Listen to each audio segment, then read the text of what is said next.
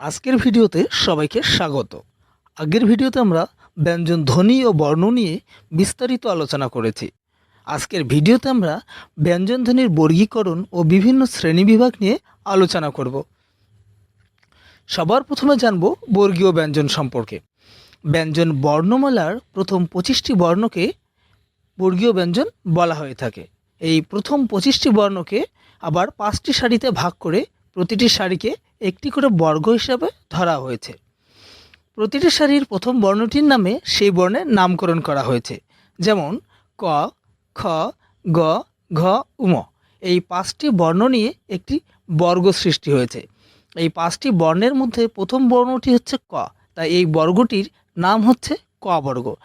একইভাবে চ বর্গ, ট বর্গ, ত বর্গ এবং প বর্গের নামকরণ করা হয়েছে।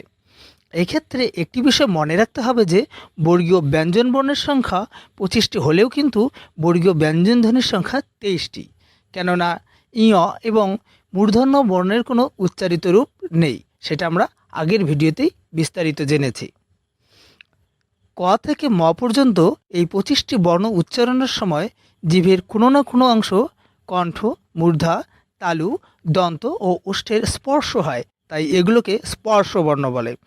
স্পর্শতার স্থান অনুযায়ী কিন্তু বর্ণগুলিকে বিভিন্ন বর্গে ভাগ করা হয়ে থাকে।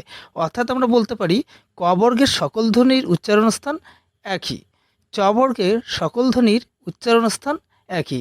একইভাবে ট বর্গ, ত বর্গ এবং প বর্গেরও সকল ধ্বনির উচ্চারণ স্থান একই। এবার আমরা দেখব কোন বর্গের ধ্বনিগুলি কোথায় উচ্চারিত হচ্ছে।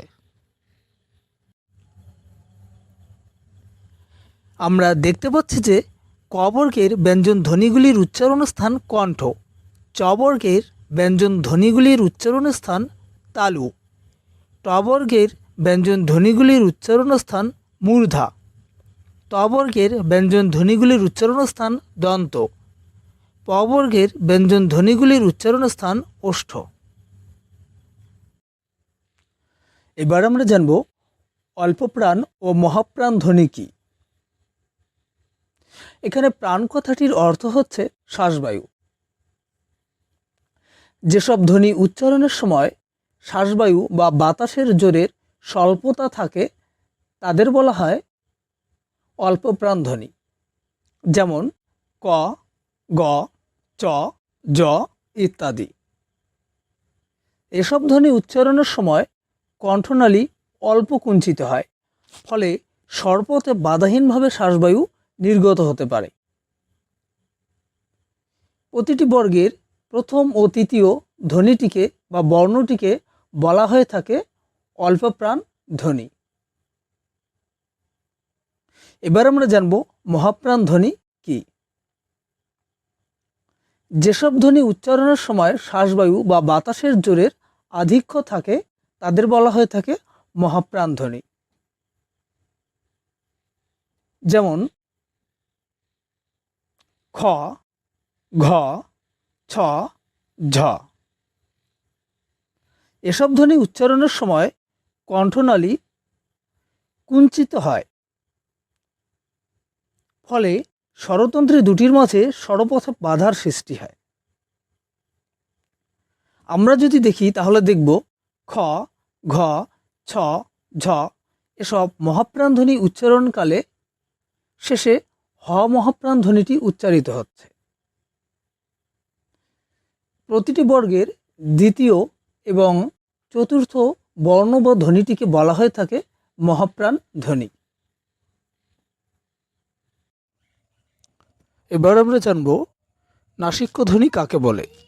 যেসব ধ্বনি উচ্চারণের সময় শ্বাসবায়ু মুখ দিয়ে নির্গত না হয়ে নাক দিয়ে নির্গত হয় তাকে নাসিক্য ধ্বনি বলে। বাংলা ব্যঞ্জন বর্ণমালায় 5টি বর্গীয় নাসিক্য বর্ণের উপস্থিতি থাকলেও নাসিক্য ধ্বনির সংখ্যা কিন্তু 3টি। ইয় এবং মূর্ধন্য বর্ণের কোনো উচ্চারিত রূপ নেই। প্রতিটি বর্গের পঞ্চম বর্ণটিকে বলা হয়ে থাকে নাসিক্য বর্ণ। এবার আমরা জানব ঘোষ ও অঘোষ কী। যেসব ধ্বনি উচ্চারণকালে স্বরতন্ত্রী কম্পিত বা অনুরণিত হয় না তাদের বলা হয় অঘোষ ধ্বনি। প্রতিটি বর্গের প্রথম ও দ্বিতীয় বর্ণটিকে বা ধ্বনিটিকে বলা হয়ে থাকে অঘোষ ধ্বনি। অন্যদিকে যেসব ধ্বনি উচ্চারণকালে স্বরতন্ত্রী কম্পিত বা অনুরণিত হয় তাদের বলা হয়ে থাকে ঘোষ ধ্বনি। প্রতিটি বর্গের তৃতীয়, চতুর্থ ও পঞ্চম ধ্বনিটিকে বলা হয়ে থাকে ঘোষ ধ্বনি। এবার একটি ছকের মাধ্যমে সম্পূর্ণ বিষয়টিকে বুঝিয়ে দেওয়া হলো। এই ছিল আমাদের আজকের নিবেদন।